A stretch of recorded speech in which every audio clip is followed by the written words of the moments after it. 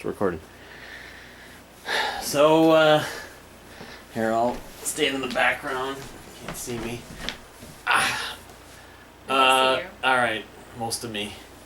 Did you want to talk about and correct me on the thing I wrote about this album from Michael Nesmith? Alright, his so fourth this is album? my quick 5 to 6 minute review of Tantamount to Treason, which was released in 1972 by Michael Nesmith, and the second national band. It's Tantamount to Treason Volume 1. However, this was the only album performed, recorded, and released by the second national band. And there is no Volume 2. Even though it's called Volume 1. Correct. Yeah. This album was released after the trilogy of albums that Michael Nesmith and the first national band had produced and released, which consisted of now I'm blanking on all the albums. Let's see, I just wrote about it on the blog in the last few weeks. Nevada Magnetic Fighter, South, Magnetic South, Salute, and Nevada Fighter. Yeah. Yes. Or no, the white, red, and blue albums. Correct. Yeah. Yes. So the opening track off of Tantamount to Treason is entitled Mama Rocker, which is an awesome, loud-ass song done by Michael Nesmith. And Michael Cohen is the keyboardist and Moog synthesizer player on that opening track. Great tune to kick off the entire album. I will also add that among Nesmith fanatics and critics alike, this album is not highly regarded. Mm-hmm. Do you want to show it, or? Yeah. Maybe not. We can do that. Well, I mean, opening it up and showing the gatefold or whatever, I don't know. This This is what it looks like. not a gatefold. Oh, I thought it was a gatefold. Maybe Nope. a gatefold version. Okay. No.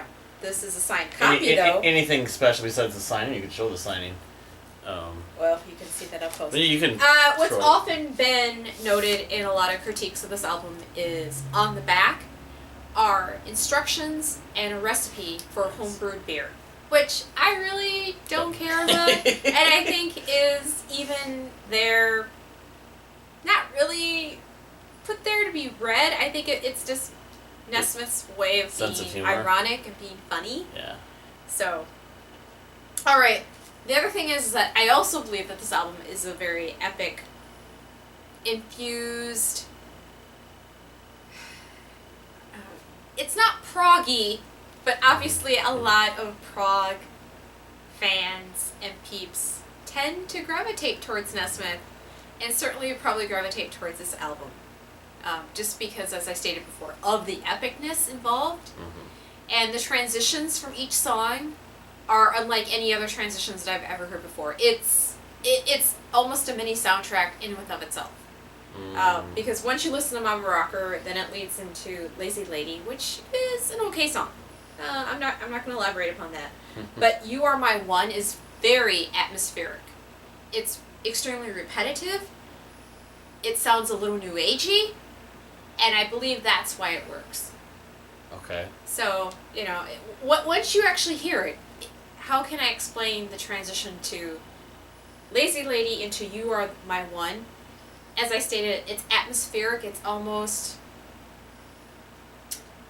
I don't know what other artist I could compare it to. But it almost sounds like you're kind of underwater. Kind of think of Porpoise Song, but singing it underwater is in terms of the transition that it's this very echo effect, like new agey, as I stated. It's very soothing. Then all of a sudden you start getting, it is repetitive. It just starts singing You Are My One, kind of over and over again, with a lot of instrumental interludes. And then back to the main chorus elements of the actual song is You're My One, over and over again. But I think it's great. And then side 1 ends with In the Afternoon, which is a 5-minute long-ass song that doesn't have any repetitive chorus. Every single line is completely different. Which to me, as a listener, makes it harder to sing along to, because I'm used to a 3-minute song having intro, lyric, chorus,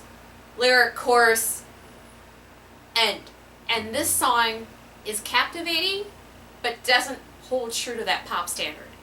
Which makes it that Nesmith trademark, verbose.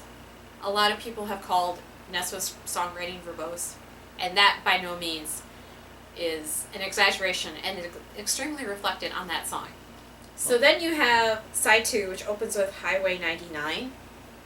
I'm not sure, once again, how to compare the song or how to relate this to the audience, but the transition of that also sounds like you're like turning radio stations, and all of a sudden you turn on and you're like, oh, what the hell am I listening to? It's this song about a guy who is comparing his wife, girlfriend, lover to an epic car trip and to the car itself. So there's a lot of innuendo, a lot of double entendre with Highway 99. After that, we lead into Wax Minute, which I believe is the greatest non-Nesmith song written by Michael Nesmith himself, but performed and sung by him. O.J. Red Rhodes, once again, who is longtime cohort and instrumentalist on a lot of the Nesmith songs and albums, does an epic job with the pedal steel guitar on them. Also, Nesmith's falsetto is highlighted throughout this tune, especially at the end of the song. So I highly recommend that if there is any one song you listen to on this album, it is Wax Minute. Great, great song. And as I stated, it's not a song that he wrote, but almost seems perfectly written for himself. Richard Stockhill or something like that did. But, Right. And then we go into Bonaparte's Retreat, which is kind of it's a throwback to some of the country-ish songs that you hear on the 3 previous albums, the Red, White, and Blue trilogy, as Kyle had mentioned earlier. Because I will say this, that this album does deviate from that country rock vein, and that perhaps is why a lot of people are not so happy or thrilled or highly regard this album, is because it's a divergent from all those previous albums. It's like this, it's a little bit of country, it's a little bit of rock, it's not Donnie and Ree by any means, but it is, this whole hodgepodge of sounds. There's a bit of Latin sound in there as well. That's due to Jose Feliciano being on this album. If people didn't know that, yes, Jose Feliciano plays on this record with Mike Nesmith.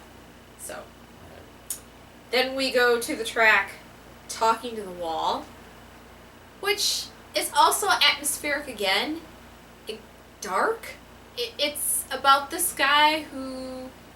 He broke up with his partner and basically is having a conversation with himself, trying to figure out what went wrong, what he could have done, what he should have done, it's all the would've, could've, should've's.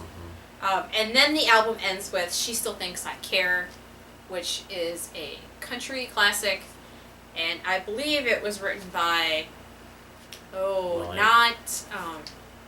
looking at the credits on Wikipedia. I know Richard Cohen, right? I believe that She Still Thinks I Care was originally performed by not Cash or Waylon Jennings. It could have been performed by Hank Williams or Conway. One of those classic, epic early country artists. Yeah, country artists. People that Mike was a fan of, maybe? Someone that Mike was a fan of? Well, actually, in the first 3 albums, that I believe it's probably Magnetic South, which is the first album. That is part of that Red, White, and Blue. So it's the red album. No, it's the blue album.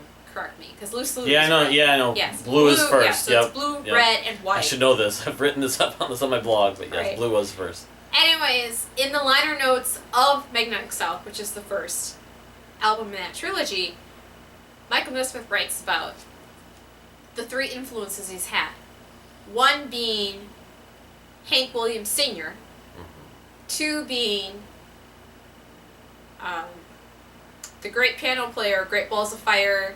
Oh, Jerry Lee Lewis. Right. And the 3rd, which is I'm forgetting right now, but I want to say it's Jimmy Rogers, which is another country western singer.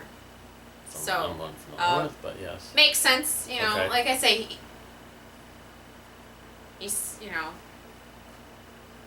from Houston, raised in Dallas, Texas.